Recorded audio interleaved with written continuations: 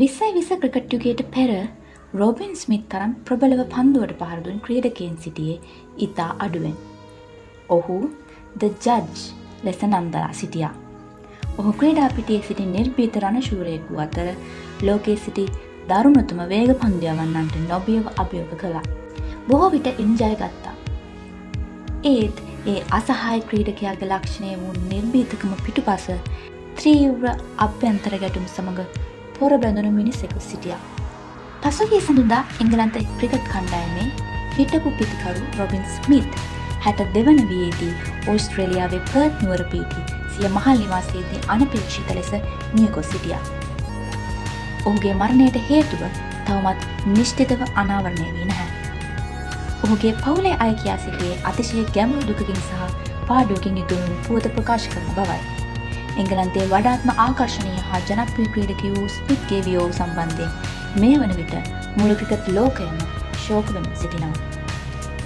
දකුණු අප්‍රිකාවේ උපත ලැබූ ස්මිත් 1988 සහ 1996 අතර කාලයේදී එංගලන්තය වෙනුවෙන් ටෙස්ට් තරඟ 62ක් ක්‍රීඩා කළා. එහිදී ඔහු ශතක 9ක්ද ඇතුළුව සාමාන්‍ය 43.67ක් සමග ලකුණු 4236ක් රැස් කළා. ඔහු එක්දින ජාත්‍යන්තර ODI තරඟ 71කට සහභාගී වුණා. කර්ට්ලි ඇම්බ්‍රෝස් සහ මැල්කම් මාර්ෂල් වැනි වේග පන්දු යවන්නන්ට එරෙහිව ඔහු දැක්වූ නිර්භීතකම අතිවිශිෂ්ටයි. ඔහුගේ සුවිශේෂී පහර වූයේ ඉදිරි පාදයේ ස්ක්වයර් කට් එකයි.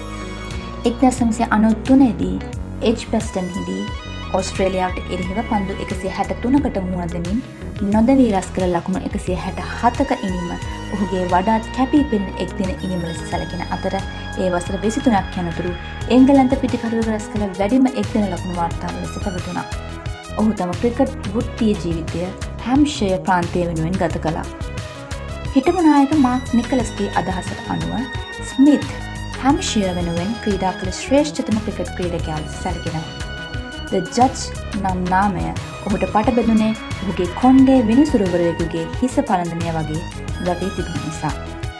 ද ජජ් නම් වූ නිර්භීත සහ තරඟකාරී පෞරුෂයක් තිබියදී රොබින් ස්මිත් තමා පෞද්ගලිකව ඉතා නිහඬ සංයමයෙන් යුත් සහ ලැජ්ජාශීලී පුද්ගලයෙකු ලෙස විස්තර කළා. 32 හැවිරිදි වියේදී ජාත්‍යන්තර වෘත්තීය ක්‍රිකට් ජීවිතය අවසන් වීමෙන් පසු දැඩි අභ්‍යන්තර අනාරක්ෂිත බව ඔහු තුළ වැඩි වුණා. එංගලන්ත කණ්ඩායමෙන් ඉවත් වීමෙන් පසුව තමාගේ මානසික සෞඛ්‍ය පිරිහී ගිය බව ස්මිත් පිළිගත්තා. 2003 දී විශ්‍රාම ගැනීමෙන් පසු ඔහුගේ මත්පැන් වලට ඇබ්බැහි වීම පාලනයකින් තොරව වර්ධනය වී තිබුණා. වසර 12ක් පුරා දිනකට වොඩ්කා බෝතලයක් පානය කළ බව ඔහු පාපෝච්චාරණය කර තිබුණා. මෙම සෞඛ්‍ය අර්බුදයේ හේතුවෙන් අක්මාවේ සිරෝසිස් රෝගය සමග සටන් කරමින් ඔහු මාස 7ක් රෝහලේ ගත කළා. වෛද්‍යවරුන් ඔහුගේ සහෝදරයාට සහ පුතාට පැවසුවේ ඔහුට දිවි ගලවා ගැනීමට ඇත්තේ 105ක අවස්ථාවක් පමණක් බවයි. ස්මිත් ජීවිතය නැති කර ගැනීමට ආසන්න වූ අවස්ථා දෙකක් ගැනද පසුව හෙළි කළා. ඕස්ට්‍රේලියාවේ පර්ත් වෙත සංක්‍රමණය වීමෙන් පසු ස්මිත් තම අරගල පිළිබඳ අවංකව කතා කළ අතර නිශ්ශබ්දව දුක් විඳීම වෙනුවට උපකාර පතන ලෙස අන් අයට අවවාද කළා. ඔහු මිය යාමට හරියටම සතියකට පෙර ඇන්ඩ්‍රු ෆිලින්ටෝෆ්ගේ ආරාධනෙන් බෙන් ස්ටෝක්ස්ගේ නායකත්වයෙන් යුත් එංගලන්ත සංසිතය හමු වීමට ලයිලා කිල් වෙත ගියා.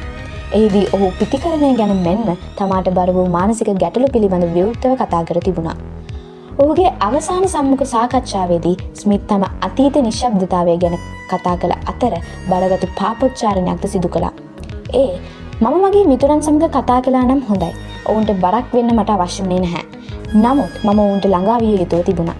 යම් කෙනෙක් තමන් බරක් වෙයි කියලා හිතනවා නම් ඔවුන් කිසිසේත්ම බරක් නොවේ.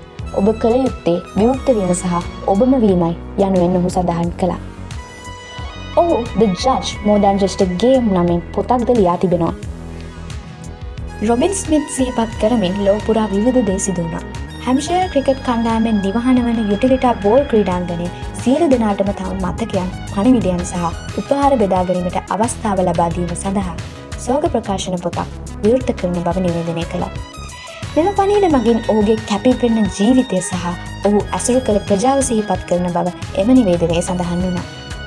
රොබින් ස්මිත් අසමසම ධෛර්ය සහ ප්‍රබල ප්‍රතිහරඹයක උරුමය ක්‍රිකට් පිටියේ අප වෙනුවෙන් ඉතිරි කර තිබෙන ක්‍රීඩකයෙක්.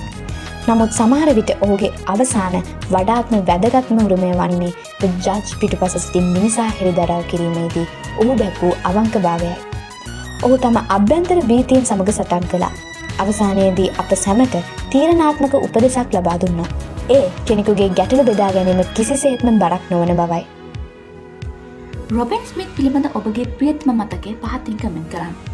ඔගොල්ලෝ මේ වීඩියෝට කැමති නම් ලයික් කරලා අපේ channel එක subscribe කරන්න. ඔබට හෝ ඔබ දන්නා කෙනෙකුට උපකාර අවශ්‍ය නම් කරුණාකර අනිවාර්යයෙන්ම උපකාර පතන්න. 1926 අංකයට කතා කරන්න.